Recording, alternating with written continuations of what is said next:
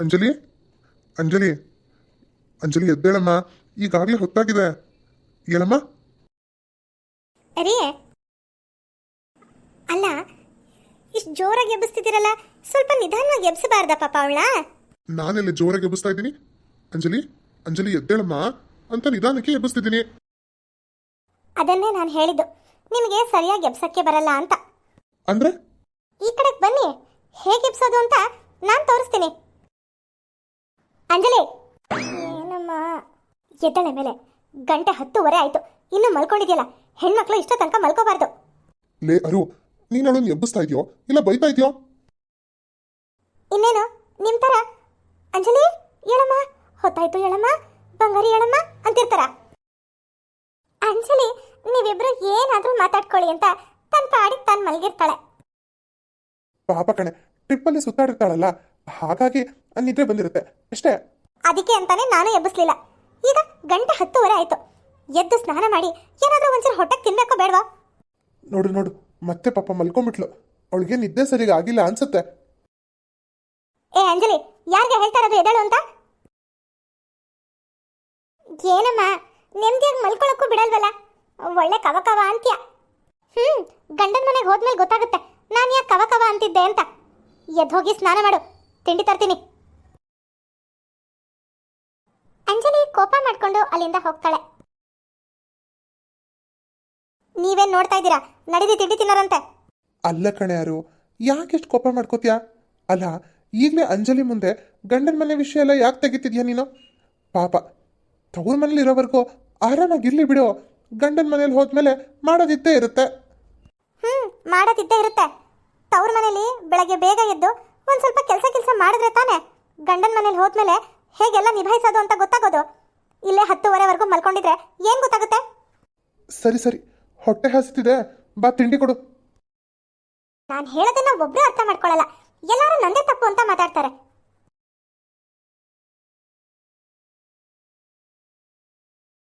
ಅಮ್ಮನವ್ರೆ, ಕೆಲಸ ಎಲ್ಲ ಮುಗೀತು, ನಾನಿನ್ ಹೊರಡ್ತೀನಿ. ಸರಿ, ಬೆಳಗ್ಗೆ ಬೇಗ ಬಂದ್ಬಿಡು. ಅಮ್ಮನವ್ರೆ, ಮುಂದಿನ ತಿಂಗಳಿಂದ 500 ರೂಪಾಯಿ ಜಾಸ್ತಿ ಮಾಡಬೇಕು ಹೇಳಿದ್ದೀನಿ. ಜಾಸ್ತಿ ಮಾಡ್ತೀನಿ, ಆದ್ರೆ ತಿಂಡಿ ಕಾಫಿ ಕಾಳು ಪಾಳು ಏನು ಕೊಡಲ್ಲ. ಇದೇನಪ್ಪ ಇದು, ಇವ್ರು ಹೀಗೆ ಹೇಳ್ತಾ ಇದ್ದಾರೆ? ಅಯ್ಯೋ, ಅಮ್ಮನವ್ರು ಮಾಡೋ ತಿಂಡಿ ಎಷ್ಟು ರುಚಿ ರುಚಿಯಾಗಿರುತ್ತೆ. ಏನಾದರೂ ಜಾಸ್ತಿ ಮಿಕ್ಕಿದ್ರೆ ತಗೊಂಡು ಹೋಗು ಸಾಕಮ್ಮ ಅಂತ ಪೂರ್ತಿ ಕೊಟ್ಬಿಡ್ತಾರೆ. ಅವ್ರು ಕೊಡೋ 500 ರೂಪಾಯಲ್ಲಿ ನಾನು ಸಾಮಾನು ತಗೊಂಡು ಬಂದು ಮಾಡಿಕೊಂಡು ಎಲ್ಲ ಕಷ್ಟಪಡಬೇಕು. ಅದ್ರ ಬದಲು 500 ರೂಪಾಯಿ ಬೇಡ, ತಿಂಡಿ ಕಾಫಿ ಎಲ್ಲ ಕೊಡಿ ಅಂತ ಹೇಳ್ಬಿಡೋಣ. ಹಾಗಲ್ಲ ಅನ್ನೋರೆ, ಏನೋ ಒಂದು ಸ್ವಲ್ಪ ಸಂಬಳ ಜಾಸ್ತಿ ಮಾಡಲಿ ಅಂತ ಹಾಗಂದೆ ಅಷ್ಟೇ. ನಿನಗೆ ತಿಂಗಳ ಸಂಬಳ ಜಾಸ್ತಿ ಮಾಡ್ತಾನೆ ಇರ್ತಾರೆ. ಹೋಗೋದೇನು ಕೆಲಸ ನೋಡಿ ಹೋಗು. ಅಂದರೆ ನೀವು 500 ರೂಪಾಯಿ ಕೊಡದೇ ಇದ್ರೂ ಪರವಾಗಿಲ್ಲ, ಆದರೆ ತಿಂಡಿ ಕಾಫಿ ಮಾತ್ರ ಕೊಡೋದನ್ನು ಬಿಡಬೇಡಿ. ಸರಿ, ನಾನಿನ್ನು ಬರ್ತೀನಿ. ಏನಿವತ್ತು ಸಾಕಮ್ಮ ಎಲ್ಲ ಕೆಲಸ ಬೇಗ ಬೇಗ ಮುಗಿಸ್ಬಿಟ್ಟು ಹೊರಟ್ಬಿಟ್ಟಿದ್ದಾಳೆ. ಬೇಗ ಏನು, ದಿನ ಇದೇ ಟೈಮ್ಗೆ ಅವಳೆಲ್ಲ ಕೆಲಸ ಮುಗಿಸಿ ಹೊರಡೋದು. ಸರಿ, ನಾನೊಂದು ಸ್ವಲ್ಪ ರಾಜಶೇಖರನ್ ನೋಡ್ಕೊಂಡು ಬರ್ತೀನಿ. ಹಾಗೆ ಬರಬೇಕಾದ್ರೆ ಆ ಸೋಪಿನ ಪುಡಿ ಮತ್ತೆ ಒಂದಿಷ್ಟು ತರಕಾರಿಗಳನ್ನು ತಂದ್ಬಿಡಿ. ಸರಿ. ಇವಳೇನು ತಿಂಡಿ ತಿಂದ್ಲೋ ಇಲ್ವಾ? ಅಂಜಲಿ, ಅಂಜಲಿ, ತಿಂಡಿ ತಿಂದ್ಯಾ? ಹ್ಞೂ ಅಮ್ಮ, ತಿಂಡಿ ತಿಂದೆ. ಅಮ್ಮ, ನಾನು ಸ್ವಲ್ಪ ಚೈತ್ರ ಮನೆ ಕಡೆ ಹೋಗಿ ಬರ್ತೀನಿ. ಚೈತ್ರ ಮನೆಗ? ಯಾಕೆ? ಅದು ತುಂಬ ಬೋರ್ ಆಗ್ತಿದೆ ಅಮ್ಮ, ಅದಕ್ಕೆ ಒಂದು ಅರ್ಧ ಗಂಟೆ ಬಂದ್ಬಿಡ್ತೀನಿ. ಅಲ್ಲಮ್ಮ, ಮುಂದಿನ ವರ್ಷ 2nd PUC. ನೀನು ಇವಾಗಲಿಂದಾನೇ ಚೆನ್ನಾಗಿ ಓದ್ಬೇಡ್ವಾ? ಅರುಣ್ ನನಗೆ ಬೈತಾರೆ, ನೀನು ಅವಳಿಗೆ ಏನು ಹೇಳೋದೇ ಇಲ್ಲ ಅಂತ.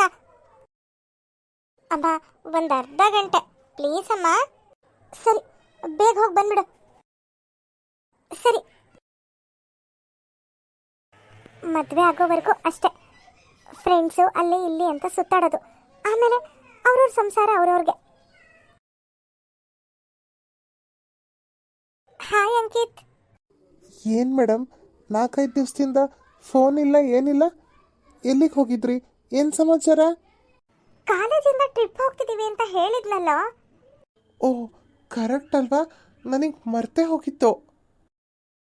ಅಂಕಿತ್, 4 ಡೇಸ್ ನಾನಿನ್ನ ತುಂಬ ಮಿಸ್ ಮಾಡ್ಕೊಂಡೆ ಗೊತ್ತಾ? ಅದಕ್ಕೆ ಇವಾಗ ಬಂದಿದ್ದೀನಲ್ಲ. ಅಲ್ಲ ಕಣೋ, ಬೆಳಗ್ಗಿಂದ ಸಾಯಂಕಾಲದವರೆಗೂ ಹೆಂಗ್ ಟೈಮ್ ಪಾಸ್ ಮಾಡ್ತೀಯಾ? ಯಾರಾದರೂ ಒಬ್ಬರು ಫ್ರೆಂಡ್ ಸಿಗ್ತಾರೆ, ಅವ್ರ ಜೊತೆ ಅಲ್ಲಿ ಇಲ್ಲಿ ಸುತ್ತ ಆಡ್ಕೊಂಡಿರ್ತೀನಿ. ಸಮಯ ಹೋಗೋದೇ ಗೊತ್ತಾಗಲ್ಲ. ಓ, ಅವರು ನಿಂತರ PUC ಫೇಲ್ ಆಗಿರೋರಾ? ಅಂಜಲಿ, ಸುಮ್ಮನೆ ತಮಾಷೆ ಮಾಡ್ದೆ ಕಣೋ. ಅಂಜಲಿ ತನ್ನ ತಾಯಿ ಹತ್ರ ತನ್ನ ಫ್ರೆಂಡ್ ಚೈತ್ರ ಮನೆಗೆ ಹೋಗ್ತೀನಿ ಅಂತ ಹೇಳಿ ಅಂಕಿತ್ನ ಮೀಟ್ ಮಾಡಕ್ ಬಂದಿರ್ತಾಳೆ. ಸರಿ ಕಣೋ, ನಾನಿನ್ ಬರ್ತೀನಿ. ಏನಂಜಲಿ ಹೀಗೆ ಬಂದು ಹಾಗೆ ಹೋಗ್ತಿದ್ಯಾ? ನನ್ನ ಜೊತೆ ಸ್ವಲ್ಪ ಹೊತ್ತು ಟೈಮ್ ಸ್ಪೆಂಡ್ ಮಾಡೆ. ನನಗೂ ನಿನ್ನ ಜೊತೆ ಟೈಮ್ ಸ್ಪೆಂಡ್ ಮಾಡಬೇಕು ಅಂತ ಆಸೆ ಕಣೋ. ಆದರೆ ಏನು ಮಾಡೋದು, ಅಮ್ಮನ ಹತ್ರ ನನ್ನ ಫ್ರೆಂಡ್ ಚೈತ್ರ ಮನೆಗೆ ಹೋಗಿ ಬರ್ತೀನಿ ಅಂತ ಅರ್ಧ ಗಂಟೆ ಬಂದ್ಬಿಡ್ತೀನಿ ಅಂತ ಪರ್ಮಿಷನ್ ತೊಗೊಂಡು ಬಂದಿದ್ದೀನಿ. ನಾನಿವಾಗ ಹೋಗಲೇಬೇಕು. ಸಾರಿ ಕಣೋ. ಹೌದಾ, ನಾಳೆ ಮೀಟ್ ಮಾಡ್ತೀಯಾ? ನಾಳೆ ಕಾಲೇಜ್ ಇದೆ ಅಂಕಿತ್. ಕಾಲೇಜ್ ಇದೆ, ನನಗೂ ಗೊತ್ತು. ಬಂಕ್ ಮಾಡು ಅಂತ ಹೇಳ್ತಾ ಇದ್ದೀನಿ. ಅಯ್ಯೋ, ಮನೇಲಿ ಕೇಳಿದ್ರೆ ಯಾಕೆ ಇವತ್ತು ಕಾಲೇಜ್ಗೆ ಹೋಗಲಿಲ್ಲ ಅಂತ? ಮನೇಲಿ ಕಾಲೇಜ್ಗೆ ಹೋಗ್ತಿದ್ದೀನಿ ಅಂತಾನೆ ಹೇಳು. ಆಮೇಲೆ ನನ್ನ ಜೊತೆ ಮೂವಿಗೋ ಅಥವಾ ಪಾರ್ಕ್ಗೋ ಅಥವಾ ಇನ್ನೆಲ್ಲಾದರೂ ಸುತ್ತಾಡಕ್ಕೆ ಹೋಗೋಣ. ನಿಮ್ಮ ಮನೆಯವರೆಲ್ಲರೂ ನೀನು ಕಾಲೇಜ್ಗೆ ಹೋಗಿದ್ಯೋ ಇಲ್ವೋ ಅಂತ ನೋಡಕ್ಕೆ ಬರ್ತಾರಾ? ಓ ಹಾಗಾ, ಸರಿ ಆಯಿತು. ನಾನು ನಾಳೆ ನಿನ್ನ ಮನೆಯಿಂದ ಹೊರಟಾಗ ಫೋನ್ ಮಾಡ್ತೀನಿ, ಓಕೆನಾ? ಸರಿ.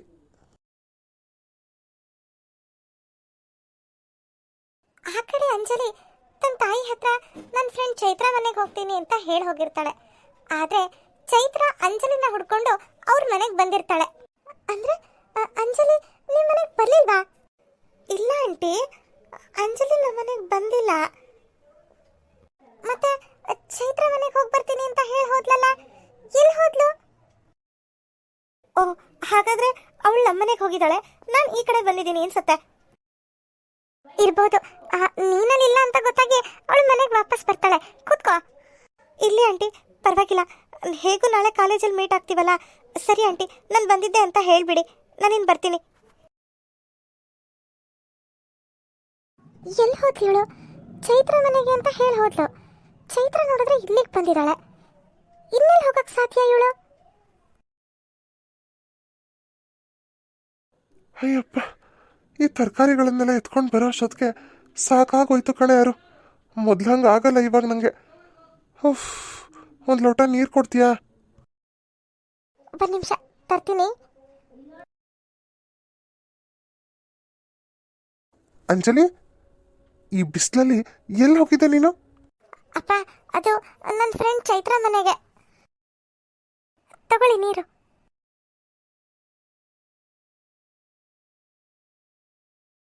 ಅಲ್ಲ ಕಣಮ್ಮ, ಈ ಉರಿ ಬಿಸಿಲಲ್ಲಿ ಹೋಗಿದ್ಯಲ್ಲ, ಸಾಯಂಕಾಲ ಹೋಗೋದಲ್ವಾ? ಅಯ್ಯೋ, ಅವಳು ಹೋಗಿ ಬಂದಾಯ್ತಲ್ಲ, ಇನ್ನೇನು? ಅಂಜಲಿ, ಚೈತ್ರ ಸಿಕ್ಕಿದ್ಲಾ? ಯಾಕೆ ಹೀಗೆ ಕೇಳ್ತಿದ್ಯಾ? ಯಾಕೆ ಅಂದ್ರೆ ಚೈತ್ರ ನಿನ್ನನ್ನು ಹುಡ್ಕೊಂಡು ಇಲ್ಲಿಗೆ ಬಂದಿದ್ಲು, ನಿನಗೆ ಹೆಂಗೆ ಸಿಕ್ಬಿಟ್ಲು? ಅಯ್ಯೋ, ಅವಳು ಯಾಕಪ್ಪ ಇಲ್ಲಿಗೆ ಬಂದ್ಲು? ಅಂಜಲಿ, ನಿನ್ನೆ ಕೇಳ್ತಿರೋದು. ಅಮ್ಮ, ನಾನು ಅವಳ ಮನೆ ಹತ್ರ ಹೋದಾಗ ಅವಳು ಇರಲಿಲ್ಲ. ನೀನು ಸುಮ್ಮನೆ ಬಿಸಿಲಲ್ಲಿ ಸುತ್ತೀಯ ಅಂತ ಬೈತೀಯ ಅಂತ ಸಿಕ್ಕಿದ್ಲು ಅಂತ ಸುಳ್ಳು ಹೇಳ್ದೆ. ಅಂಜಲಿ, ನಿಜ ಹೇಳು, ಎಲ್ಲೋಗಿದ್ದೆ? ನೋಡಪ್ಪ, ಅಮ್ಮ ಹೆಂಗ್ ರೇಗ್ತಿದ್ದಾರೆ. ನಾನು ಚೈತ್ರ ಮನೆಗೆ ಹೋಗಿದ್ದಿದ್ದು, ಅವಳು ನೋಡಿದ್ರೆ ಇಲ್ಲಿಗೆ ಬಂದಿದ್ದಾಳೆ, ನಾನೇನು ಮಾಡಲಿ? ಹೌದು ಕಣೆ. ಯಾರು ಪಾಪ, ಇವಳು ಅವಳನ್ನ ಹುಡ್ಕೊಂಡು ಅಲ್ಲಿ ಹೋಗಿದ್ದಾಳೆ, ಅವಳು ಇವಳನ್ನ ಹುಡ್ಕೊಂಡು ಇಲ್ಲಿಗೆ ಬಂದಿದ್ದಾಳೆ. ಅದಕ್ಕೆ ಯಾಕೆ ಅವಳಿಗೆ ಬೈತೀಯಾ? ಎಲ್ಲ ನೀವು ಕೊಟ್ಟಿರೋ ಸದ್ರ. ಅಪ್ಪ ಮಗಳು ಏನಾದರೂ ಮಾಡ್ಕೊಳ್ಳಿ. ಅಂಜಲಿ, ಇಷ್ಟಕ್ಕೆಲ್ಲ ಬೇಜಾರು ಮಾಡ್ಕೋತಾರ? ಹೋಗು. ಅಪ್ಪ, ನಾನೇನು ಬೇಜಾರು ಮಾಡ್ಕೊಂಡಿಲ್ಲ. ಇಷ್ಟು ಮಾಡಿರಲಿಲ್ಲ ಅಂದರೆ ಅಮ್ಮ ಇನ್ನು ಹಾಗೆ ಹೀಗೆ ಅಂತ ಇಷ್ಟುದ್ದ ಪುರಾಣ ಹೇಳೋರು. ಅದಕ್ಕೆ ಬೇಜಾರು ಮಾಡ್ಕೊಂಡು ಅಳೋ ಹಾಗೆ ನಾಟಕ ಮಾಡಿದ್ದು. ಪರವಾಗಿಲ್ಲ ಅಂಜಲಿ, ಚೆನ್ನಾಗಿ ನಾಟಕ ಆಡಿ ನಿಮ್ಮ ಅಮ್ಮನ ಒಳಗಡೆ ಬಾಯಿ ಮುಚ್ಕೊಂಡು ಹೋಗಕ್ಕೆ ಮಾಡಿಬಿಟ್ಟೆ. ನಿನಗೂ ಹೇಳ್ಕೊಡ್ತೀನಿ, ಸುಮ್ಮನಿರಪ್ಪ. ಇಲ್ಲಾಂದ್ರೆ ಅಮ್ಮ ಯಾವಾಗಲೂ ನಿನಗೂ ಬೈತಾ ಇರ್ತಾರಲ್ಲ. ಅದು ಹೆಂಗೆ ಅಮ್ಮ ಬೈಯೋದನ್ನೆಲ್ಲ ಕೇಳಿಸ್ಕೊಂಡು ಬೆಳಗಿಂದ ಸಾಯಂಕಾಲದವರೆಗೂ ಇರ್ತೀಯೋ ನನಗಂತೂ ಗೊತ್ತಿಲ್ಲಪ್ಪ. ಏನೇ ಅದು? ಏನಿಲ್ಲಮ್ಮ.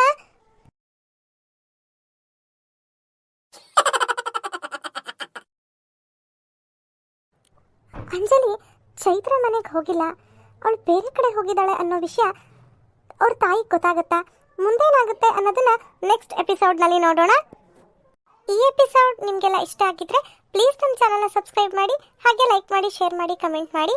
Bye friends.